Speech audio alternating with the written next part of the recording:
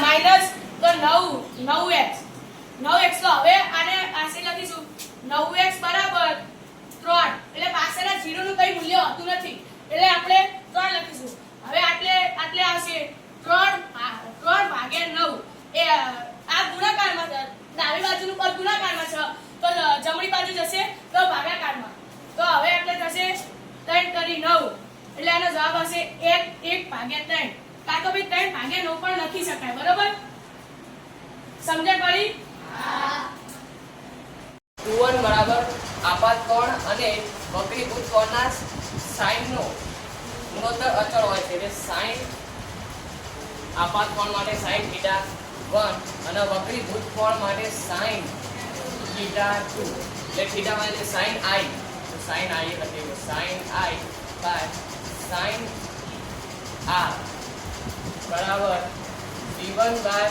v2 અને n2 by n1 સમજાવ કહું જ્યાં આ v1 અને v2 એ શું હોય જે માધ્યમ હોય તેમાં પ્રકાશનો વેગ ધારો કે હવાના માધ્યમ હોય તો હવાના માધ્યમના પ્રકાશનો વેગ અને આ પાણીમાં પ્રકાશના માધ્યમનો વેગ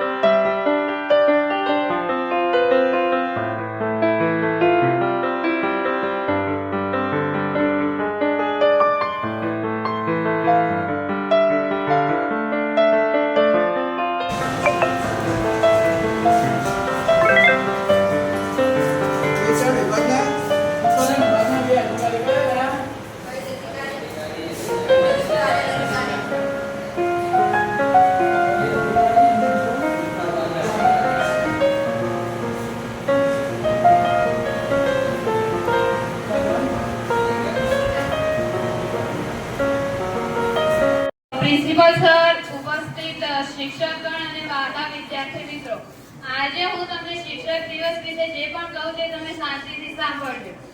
આજે આપણે અહીં શિક્ષક દિવસની ઉજવણી કરવા માટે ભેગા થયા છીએ.